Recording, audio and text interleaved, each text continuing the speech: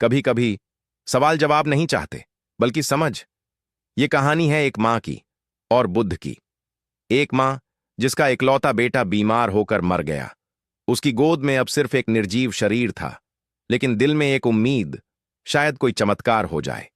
वो माँ रोती हुई बुद्ध के पास पहुंची और बोली, माँ, भगवान, मेरा बेटा बहुत अच्छा था, मासूम था। आप तो करुणा के सागर हो, कृपा करें, बस उसे जिंदा कर दीजिए। बुद्ध शांत रहे, फिर बोले, तुम्हारा बेटा जिंदा हो सकता है, लेकिन एक शर्त है। जाओ, किसी ऐसे घर से राई का दाना लेकर आओ जहां कभी कोई मरा ना हो। मां को जैसे एक उम्मीद की किरण दिखी। वो तुरंत उठी और गांव की ओर भागी। पहला घर, वहां एक बुजुर्ग की मृत्यु हुई थी।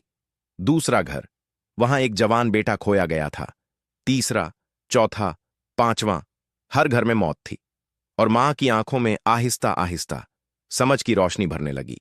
शाम तक मां लौटी, थकी हुई लेकिन शांत। बेटे का शरीर अब भी गोद में था, लेकिन अब वो मां जान गई थी। मां धीरे से, प्रभु, अब समझ गई हूं।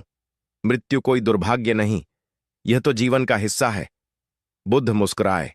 बुद्ध, अब तुम तैयार हो अपने दुख को छोड़ने के लिए। शांति वहीं जन्म लेती है जहां स्वीकार होता है। मौत से लड़ो मत, उसे समझो, क्योंकि वही तुम्हें सिखाएगी कि हर लम्हा कितना कीमती है। अगर ये कहानी आपके दिल को छू गई हो तो इसे शेयर कीजिए और कमेंट में लिखिए, मैं मृत्यु से नहीं डरता, मैं जीवन को समझता हूं।